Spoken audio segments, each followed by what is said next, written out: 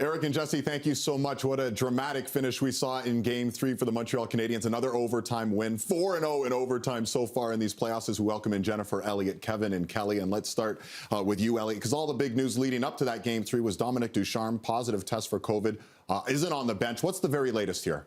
Well, the very latest is the best possible news the National Hockey League and the Montreal Canadiens could have hoped for on Saturday, and that is that when the COVID list came out at 5 Eastern time, there were no Montreal players on it. That's what you're worried about, that you've got one case and then it spreads. Well, as of Saturday, it did not spread to any of the Montreal players. As Chris Johnston reported on Headlines, Ducharme will have to isolate for 14 days, meaning the Canadiens will have to get into the Stanley Cup final for him to return behind the bench. But the key is, as of now, it hasn't spread to the players, and we'll hope for similar good news on Sunday prior to Game 4. And Elliott, Luke Richardson stepped in Dom Ducharme's absence, and he got his first win as an NHL coach. And this is a youth-driven movement. They want to create open conversations surrounding youth mental health. And he wanted to make sure that he celebrated this moment with Darren. Oh, I love that story, Jen, and something we'll obviously keep an eye on as the series goes on with Luke Richardson behind the bench.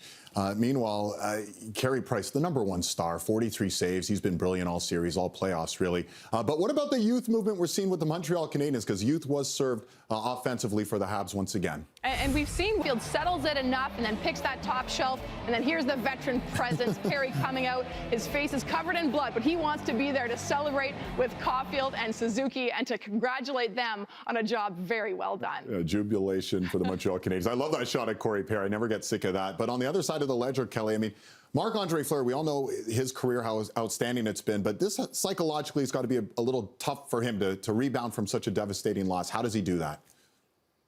You know what? I think we would have saw signs in overtime if he was rattled, and we didn't see that. You know, that was just a terrible goal that he gave up late in the game to Josh Anderson, and, you know, one off Anderson earlier in which I thought Fleury rebounded nicely, so I don't suspect going into the next game that it's going to be an issue whatsoever.